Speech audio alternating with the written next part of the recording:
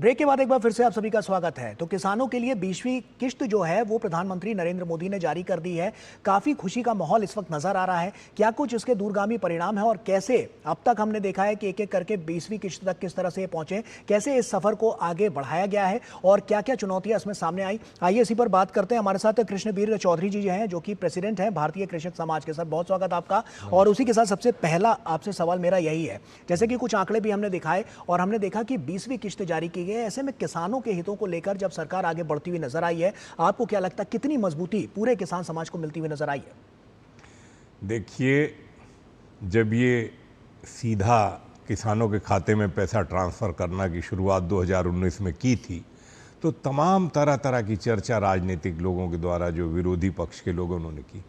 लेकिन आज ये 20वीं किस्त जारी की है प्रधानमंत्री जी ने, 9 करोड़ 70 लाख किसानों को खाते में सीधा ट्रांसफ़र किया है। अब तक 20 किस्तों में 3,70,000 करोड़ रुपया किसानों के खाते में सीधा सीधा पैसा अब तक पहुंचा है। और ये एक ऐसी मदद है जो गरीब किसान के लिए 85% मंझला और छोटा किसान जो है उसको एक बहुत बड़ी मदद है। समय पर बीज, समय पर खाद, समय पर डीजल सिंचाई के लिए उसके लिए आवश्यकता है।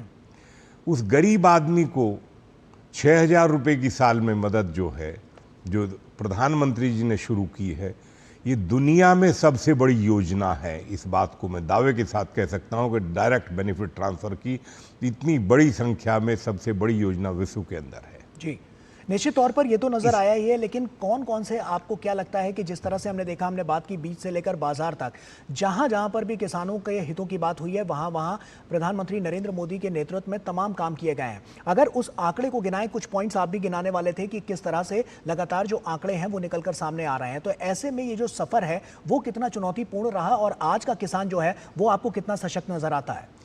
आप 11 वर्षों का सफर देखिए कि जो प्रधानमंत्री फसल बीमा योजना की शुरुआत की गई, प्राकृतिक आपदा से जो नुकसान किसानों का हुआ उसमें अभी तक 11 वर्षों में 1,83,000 करोड़ रुपए का भुगतान किसानों के खाते में दिया गया।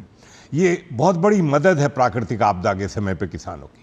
जब हम माइक्रो इरिगेशन की बात करते हैं, पानी को बचाने की बात करते हैं, सिंचाई के क्षेत्र को बढ़ाने की बात करते हैं, तो जो एरिया 42 लाख हेक्टेयर था, आज वो बढ़कर 100 लाख हेक्टेयर का क्षेत्रफल जो है माइक्रो इरिगेशन का हुआ है। 11 वर्षों में जो हम आज अंतर देखते हैं किसानों का, जो खाद्यान्न उत्पादन 246 मिलियन टन था, आज वो बढ़कर 354 मिलियन टन हो गया है। और बागवानी के क्षेत्र में बात करें तो 280 मिलियन टन से बढ़कर 362 मिलियन टन का उत्पादन आज है। 11 सालों के अंदर 14 लाख करोड़ रुपए की उर्वरक सब्सिडी किफायती दामों पर उर्वरक किसानों को मुहैया करने के लिए दी गई है।